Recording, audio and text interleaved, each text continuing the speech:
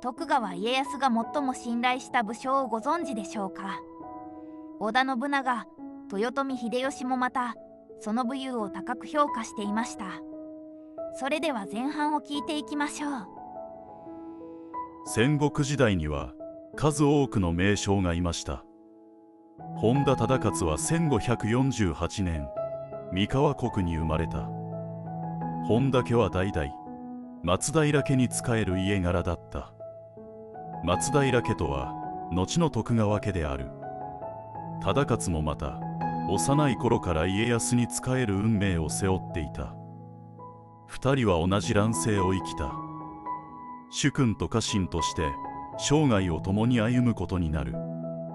忠勝の初陣は10代だった。今なら高校生ほどの年齢である。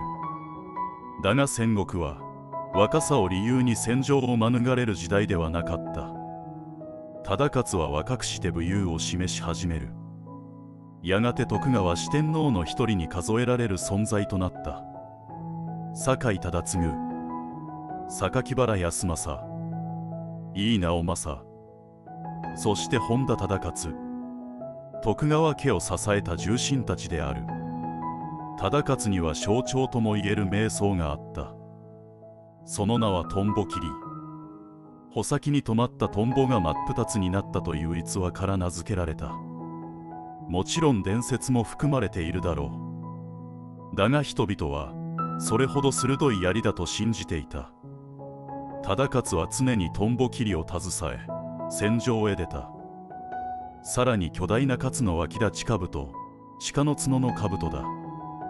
戦場で目立つことは危険だった。敵から真っ先に狙われるからである。だが忠勝は隠れなかった。むしろ自らの存在を示すように最前線へ出た。それが本田忠勝という武将だった。やがて徳川家最大の危機が訪れる。三方ヶ原の戦いである。相手は武田信玄。戦国最強とも恐れられた男だった。そして家康軍は大敗する。味方は総崩れとなった。家康自身も命の危機にさらされた。誰もが退却する中だった。忠勝は少数の兵と共に踏みとどまる。武田軍の前へ立ちはだかった。家康を逃がす時間を作るためだった。相手は信玄の精鋭である。恐れぬ者などいなかっただろう。だが忠勝は退かなかった。主君が生き延びなければ徳川家の未来はない。忠勝は命を懸けてその時間を稼いだ。この戦いは武田軍にも強烈な印象を残した。後に伝わる有名な言葉がある。家康に過ぎたるものが2つあり、塔の頭に本田平八。本田平八とは忠勝のこと。家康にはもったいない宝が2つある。その1つが本田忠勝だという意味だった。敵が宝、こう語られたことに大きな意味がある。忠勝の武勇は敵の記憶にも刻まれたのだ。武田信玄の死後も脅威は終わらなかった。後を継いだ武田勝頼が大軍を率いてくる。迎え撃ったのが長篠の戦いだった。織田信長と徳川家康の連合軍が武田軍と激突する。三方ヶ原で敗れた相手との再戦でもあった。徳川軍にとって負けられない戦いだった。忠勝も徳川軍の主力として戦場へ立つ。そして戦いは織田、徳川軍の勝利に終わった。武田軍の勢いは大きく失われる。三方ヶ原で追い詰められた徳川家は長篠で再び立ち上がったのである。忠勝にはもう一つ有名な伝説がある。生涯57度の戦に参加したと言われている。それにもかかわらず大きな傷を負わなかったと伝えられている。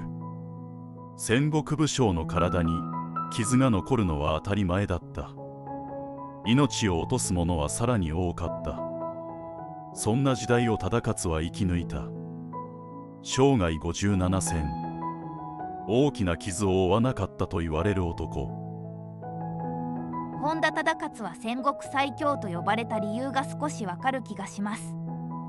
この後忠勝はさらに飛躍します。後半をどうぞ。三方ヶ原では主君を守るために踏みとどまった。だが本田忠勝の伝説はまだ終わらない。次に彼の前へ現れるのは豊臣秀吉だった。豊臣秀吉は忠勝の武勇を高く評価していた。東に本田忠勝あり、西に橘宗茂あり、後の天下人から名前を挙げられる武将は多くない。それだけ忠勝の存在は大きかった。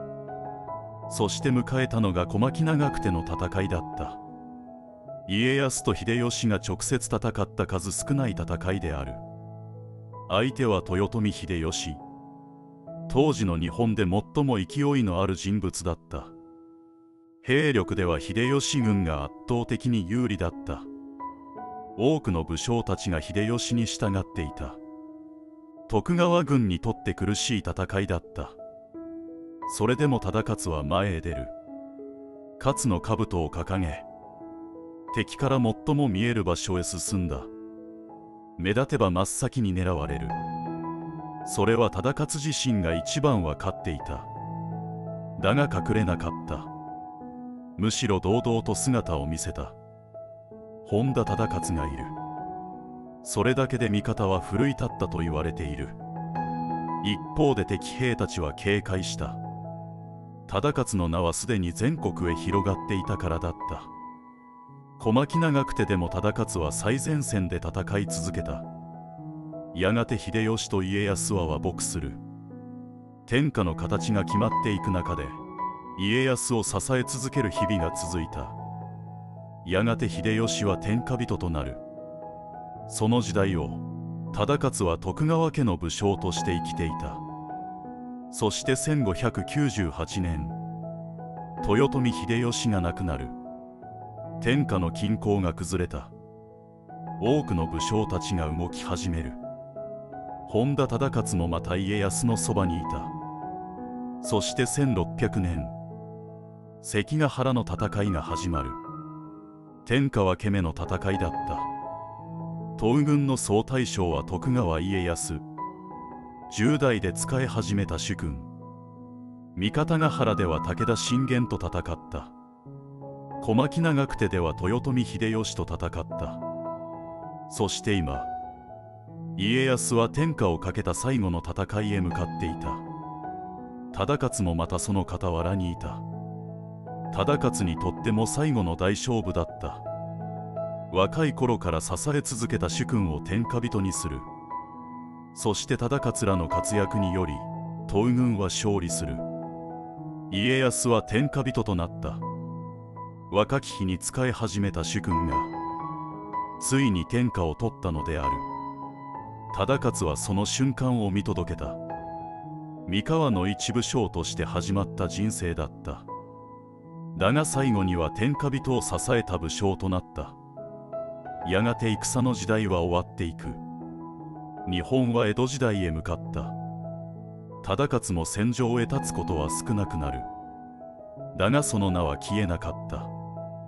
忠勝の娘である稲姫は後に伊達政宗の嫡男へ嫁ぐことになる。本田家と伊達家は親族となった。